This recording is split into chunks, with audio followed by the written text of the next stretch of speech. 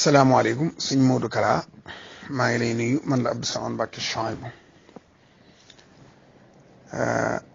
dama gis loo xam ne gënaluma woon te neexuma it te neexul ñu bari ci murit yi ak ci bokk yi ma bëgg nga teel cee bàyyi xel teel a dellu gannaaw ndax ku la yéene jàmm ku ne du la ci far mooy xasida yi ngay def ci teset yi ñu di ko politique loolu booy ba nga teg ko ci suuf loolu moom kenn du la ci far ndax dafa am loo xam ne moom rek la yoon wi dese lu ne nit mën na koo def ñu bokk ci waaye boo fa bee xasida yi Sëñ Tuubaa yi di ko def ci teset ñu di ko politique moom day mel ne fayoo yoon wi lay nuru loolu moom ku la wax dëgg danga la xamal ne neexut kenn ndax xasida yi ñëpp dañ ko bokk xam man ñoo ci yem maag yow Sëñ Tuubaa day sa maam di sama maam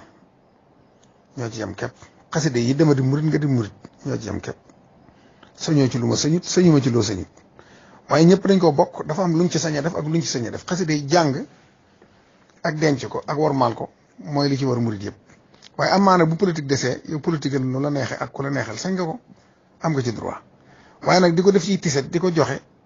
ngir muy dugg ci mbirum politique loolu moom laa lay xamal ne gënut te bay ba nga teg ko fi suuf te lim la mën a jural ci coowit yeblu sa bopp képp la ak dolli sa bopp ay noonu ba tax na man damay ànd ak yow ci dëgg te lu ma gis loo xam ne gënut ci yow ma seetlu ko wax waaw